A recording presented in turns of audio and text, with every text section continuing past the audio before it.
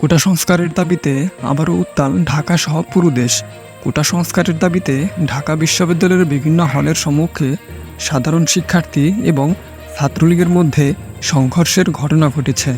ছাত্রলীগ এবং সাধারণ শিক্ষার্থীদের পাল্টাপাল্টি কর্মসূচিকে ঘিরে উত্তেজনাকর পরিস্থিতির সৃষ্টি হয়।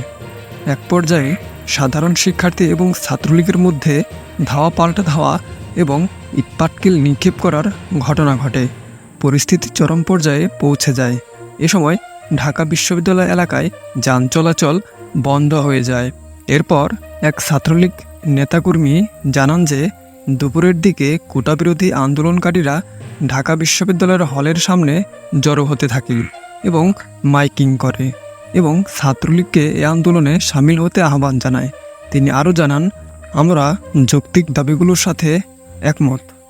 এ সময় হলের ভেতর থেকে কিছু ছাত্ররা জানান যে রাষ্ট্র যা সিদ্ধান্ত দেবে তারা তাই মেনে নেবে, কিন্তু অসংখ্য বহিরাগতরা লাঠিসোঁটা নিয়ে বিশ্ববিদ্যালয়ে প্রবেশ করে। এ সময় ছাত্রলীগ তাদেরকে প্রতিহত করার চেষ্টা করে। পরবর্তীতে দেখা যায় একসময় ঢাকা বিশ্ববিদ্যালয় এলাকা রণক্ষেত্রে পরিণত হয়। এ সময় দুই পক্ষ তাদের শক্তি প্রদর্শনের চেষ্টা করে, যার ফলশ্রুতিতে অসংখ্য শিক্ষার্থী আহত হয়েছে।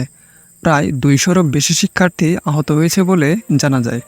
আহত শিক্ষার্থীদেরকে ঢাকা মেডিকেল কলেজে ভর্তি করা হয়েছে। কোটা আন্দোলনকারীদের দাবি, তারা তাদের যৌক্তিক দাবি নিয়ে মাঠে নেমেছে। তাদের দাবি আদায় না হওয়া পর্যন্ত তারা রাজপথ ছাড়বে না। তারা রাজপথে লড়াই করে তারা তাদের দাবি আদায়ের প্রাণপণ চেষ্টা করবে বলে জানান আন্দোলনকারীরা আরও জানান, প্রধানমন্ত্রীর বক্তব্য তাদেরকে হতাশ করেছে। তারা জানান, এদেশ শুধু মুক্তিযোদ্ধার নয়, এদেশ 18 কোটি বাঙালির। তারা প্রধানমন্ত্রীর বক্তব্যের প্রতি নিন্দা জ্ঞাপন করেন। তারা প্রধানমন্ত্রীর কাছ থেকে ভালো কিছুর প্রত্যাশা করেছিলেন।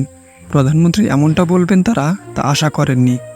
কোটা আন্দোলনকারীরা আরও বলেন যে তাদের এই যৌক্তিক দাবিগুলো আদায় হলেই তারা তাদের ক্লাসে ফিরে যাবে এবং সকল পরীক্ষাগুলোতে পুনরায় অংশগ্রহণ করবে।